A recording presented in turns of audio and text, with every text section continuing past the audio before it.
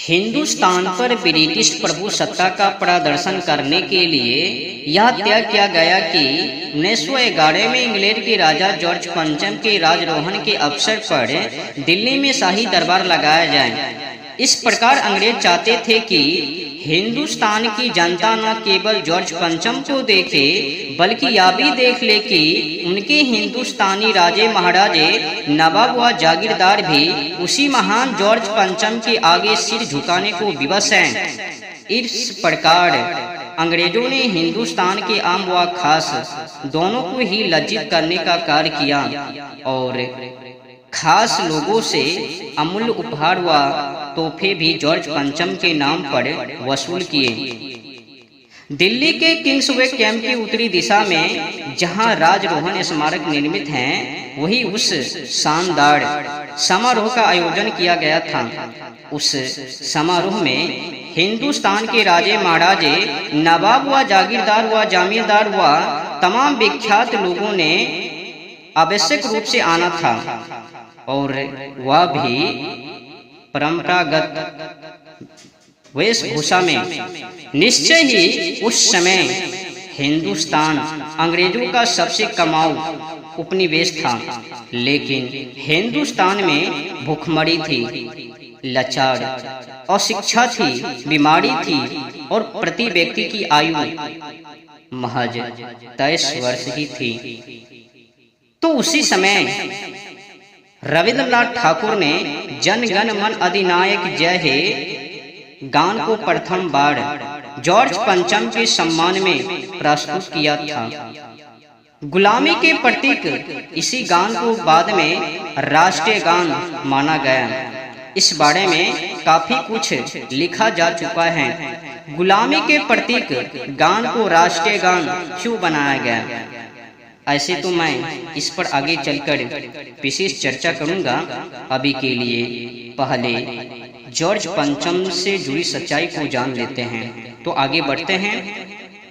तो यह एक कड़वा शब्द था कि फिरंगी हिंदुस्तान की समृद्धि का दोहन करके इंग्लैंड को खुशहाल बना रहे थे और हिंदुस्तानियों के खून की आखिरी बूंद को भी निचोड़ लेना चाहते थे।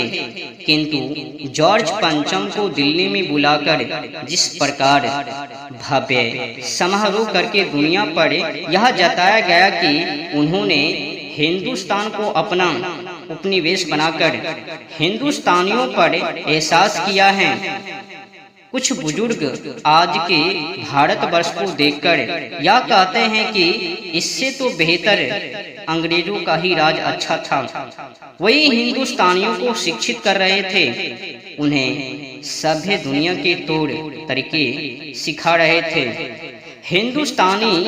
हिंदुस्तानी भी अंग्रेजी हुकूमत से खुश थे कि उन्हें न्यायपूर्ण शासन मिला है। लोग मानते थे कि अंग्रेजों का राज उनकी खुशकिस्मत थी। वे मर्जी से राजा की दीर्घ आयु की कामना करते थे। हिंदुस्तानी कौम को गुलामी का स्तुति करने वाली कौम बताया गया। यह दुरंगी नीति की पराकाष्ठा थी। यह सच है कि भय के बिना प्रीत नहीं होती। अंग्रेजों का भय था कि लोग अपना धर्म त्याग कर ईसाई बन रहे थे, क्योंकि जीने के लिए मात्र यही एक विकल्प, यही एक शर्त बाकी थी। उन लोगों के लिए ऐसे लोग यह प्रचार भी करते थे कि धर्म परिवर्तन के पश्चात वह खुश हैं, क्योंकि उनका आत्मिक व आध्यात्मिक विकास हुआ है। लोग अंग्रेजी भाषा के मुरीद हो गए थे, अपनी संस्कृति को भूलकर फिरंगियों की संस्कृति में रंग गए थे। अंग्रेजों की राजभक्ति की शपथ उठाकर वह अपनी मातृभूमि की खिलाफत करने में गर्व अनुभव कर रहे थे। महज 30 रुपये की महामारी पगार पर वे अपने देश के कट्टर दुश्मन बन गए थे। इसके के लिए वे किसी भी रिश्ते की हत्या कर सकते थे। यह वाकई शर्मनाक स्थिति थी कि अपने ही देश में अपने ही लोग अंग्रेजों के कर्मचारी बन जाने के बाद अन्य किसी भी रिश्ते से उस अंग्रेज मालिक को ही बड़ा मानते थे। बेशक यह 10% लोगों की ही स्थिति थी। और उन 10% गद्दारों के कारण ही अंग्रेजों का राज भी कायम था। शेष 90% जनता शोषित थी और दबी कुचली लाचार हुई थी। इन्हीं में से बगावत के स्वर भी फूटते थे। 1857 की क्रांति भी ऐसे ही लोगों के द्वारा की गई थी। इस प्रकार की स्थिति में यदि जॉर्ज पंचम का यह राज दरबार शांतिपूर्वक पूर्ण हो जाए तो यह अंग्रेजी दावा सच साबित हो जाता है कि हिंदुस्तानी उनके सुशासन में खुश हैं, उन पर गुलामी लादी नहीं गई है। अंग्रेजी हुकूमत का वे स्वेच्छा से गुणगान करते हैं। क्रांतिकारियों की पंडुचेरी में एक मंत्रणा हुई। उसमें बंगाल व दक्षिण भारत के नौजवान इकट्ठे हुए। विख्यात तमिल कवि सुब्रमण्यम भारती भी उसमें शामिल हुए। उस बैठक में यह निश्चय हुआ कि जॉर्ज पंचम के हिंदुस्तान आगमन पर उसका स्वागत कुछ कुख्यात अंग्रेज अधिकारियों की हत्या से किया जाए, जिससे यह दावा साफ तौर पर खोखला साबित हो कि हिंदुस्तानी खुशी से अंग्रेजों की दास्ता का जुआ अपने कंधों पर ढो रहे हैं। निश्चय ही तब यह सोच क्रांतिकारी की थी और उसे पूर्ण कर पाना भी काफी चुनौतीपूर्ण था। तब दक्षिण भारत के क्रांतिकारियों ने भारत माता संघ नामक एक संगठन खड़ा किया।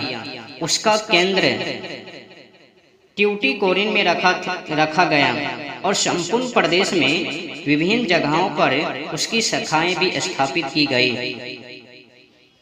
तिरुनेलवेली का कलेक्टर रॉबर्ट विलियम एस अहंकारी और जिद्दी तबीयत का हुक्मरान था। उसकी सोच थी कि कठोर सजाएं देने से भारतीय स्वाधीनता संग्राम कुचला जा सकता है। इस कारण वह नारेबाजी जैसी घटनाओं के लिए भी बेहद कठोर सजाएं देता था। संपूर्ण क्षेत्र में कुख्यात हो चुका था। क्रांतिकारियों ने विरोध प्रदर्शन के लिए उसी नराधाम की बलि चढ़ाने का निश्चय कर लिया। इस प्रकार से एक पंथ दो कागज हो जाने वाले थे। एक निर्दयी घोड़े से मुक्ति मिल जानी थी और ब्रिटिश हुकूमत को नकारे जाने का रक्त रंजित साक्ष्य भी पेश कर दिया जाना था। बेशक योजना अनुपम और क्रांतिकारियों के अनुकूल थे, किंतु उस योजना को पूर्ण कर पाना भी चुनौती ही था। तब उस चुनौती को क्रांतिकारी वाची अय्यर ने स्वीकार कर लिया। वाची अय्यर उस समय त्रावणकोर राज्य के वन विभाग में लिपिक पद पर कार्यरत थे। एस की हत्या की जिम्मेदारी भी वाची अय्यर ने अपने ऊपर ले ली, लेकिन जोश में वाची अय्यर ने एक गलती की, जो कलेक्टर एस को चेतावनी देते हुए एक पत्र लिख भेजा, जिसका अर्थ यह था कि यदि तुमने क्रांतिकारियों को तंग करने की रणनीति नहीं त्यागी तो हम भारत माता संघ के सदस्य तुम्हें बेमौत मार डालेंगे। अपनी योजना का पूर्ण एहसास करा देना। योजना को पूर्ण करने में कठिनाई पैदा कर सकता था, किंतु इससे कलेक्टर एस तो खैर डरा ही, दूसरे अंग्रेज अधिकारी भी खौफजदा हो गए। उनकी सुरक्षा हेतु खास इंतजाम कर दिए गए। पत्र किसने और कहां से भेजा है, इसकी जांच में पुलिस ने एड़ी चोटी का जोर लगा दिया। 17 जून 1911 को कलेक्टर एस अपनी पत्नी के संग तिरुनेलवेली से ट्यूटिकोरिन जा रहा था। माइंची स्टेशन पर उतरकर उसे वोट मिल नामक की अन्य गाड़ी लेनी थी। उस समय सेवक सामान उतारकर उस प्लेटफॉर्म पर रखने लगा जिस पर वोट मिल आने वाली थी। सामने एक और खाली गाड़ी खड़ी थी। कलेक्टर एस उसके एक प्रथम श्रेणी के डिब्बे में बैठकर अखबार पढ़ने लगा। उसकी पत्नी उसके करीब बैठकर यह देखती रही कि सेवक सामान सही तरीके से ले जा रहा है अथवा सब कुछ सहज था। खतरे का दूर दूर तक कोई नामो निशान नहीं था। लेकिन वाची अय्यर बहुत देर से उस पर दृष्टि जमाए थे। उन्होंने तिरुनलवेली से ही उसका पीछा आरंभ कर दिया। उचित अवसर देखकर वह उस खाली डिब्बे में चढ़े और बेहद करीब पहुंचकर एस पर 2 गोलियां दाग दी। श्रीमती एस की तो लोग भागे आए। उन्होंने वाची अय्यर को पकड़ना चाहा, किंतु वह दौड़कर यात्री विश्राम गृह में चले गए और वहां उन्होंने पिस्तौल की नली अपनी गर्दन पर रखी और गोली दाग दी। तुरंत ही मृत्यु हो गई। जैसे ही जीवन का मकसद पूर्ण करके जिंदगी को प्रसन्नता से अलविदा कहा हो। हतप्राण वाची अय्यर के पास तमिल में लिखा एक पत्र पाया गया, जिसमें उन्होंने आह्वान किया था कि भारत की महान धरती पर जहां रामकृष्ण, शिवाजी और गोविंद सिंह ने धर्म की रक्षा की थी, फिरंगी अंग्रेज जॉर्ज पंचम का राज अभिषेक करने वाले हैं। अतः अंग्रेजों को खदेड़कर देश को आजाद करना प्रत्येक भारतीय का फर्ज है, कर्तव्य है। तो मद्रास प्रांत के 3 सहस्त्र युवकों ने प्रण किया है कि जॉर्ज पंचम के भारत भूमि पर पांव धरते ही उसकी हत्या कर दी जाए। उन 3 सहस्त्र युवकों में से सबसे सामान्य युवक वाची अय्यर कलेक्टर एस को मौत के घाट उतारकर इस आह्वान का प्रथम चरण पूर्ण कर रहा है। इस प्रकार वह जिंदगी को ही नहीं, अपनी मृत्यु को भी एक मकसद दे रहा है। जाहिर है कि उस आह्वान पत्र ने अंग्रेजों को सिहरने पर मजबूर कर दिया होगा, किंतु ताकतवर शख्स जब लालच को नियंत्रित होता है तो वह अपने विवेक की भी नहीं सुनता है। फिर वह तो एक पत्र भर ही था, लेकिन पत्रवाहक ने आत्मघात करने से पूर्व जो कारनामा अंजाम दिया था, उस कारनामे से निश्चय ही भारतीयों को आत्म गौरव से भर दिया था। मृतक के पास से भिखाजी कामा का पेरिस से प्रकाशित होने वाली पत्र वंदे मातरम की एक प्रति भी बरामद हुई थी। उस प्रति में दर्ज लेख के अनुसार किसी भी सभा में, किसी भी घर में, किसी भी रेलगाड़ी में, गिरजाघर या दुकान में, जहां भी मौका मिले अंग्रेज को मार ही डालना चाहिए, चाहे वह अधिकारी हो या सम नागरिक हो। अंग्रेज उस आह्वान से निश्चय ही हिल गए थे।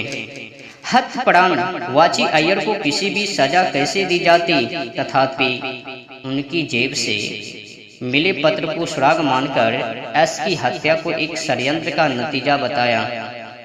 कत्ल अकेले वाची अय्यर ने किया था। तब भी शंकर कृष्ण अय्यर, नीलकंठ ब्रह्मचारी व दूसरे कई लोगों पर अभियोग चलाया गया और उन्हें पृथक पृथक समय की सजाएं भी दी गई। पुलिस उन्हें पकड़कर यातना दे और दूसरे साथियों के नाम पते पूछे। इस संभावना का शमन करने के उद्देश्य से वाची अय्यर ने खुद पर गोली मार ली थी। उनमें अत्याचारी के खिलाफ युद्ध करते हुए प्राण देने की हिम्मत तो थी, किंतु पुलिस द्वारा दी जाने वाली यातनाओं को सहन कर पाने का भरोसा नहीं था।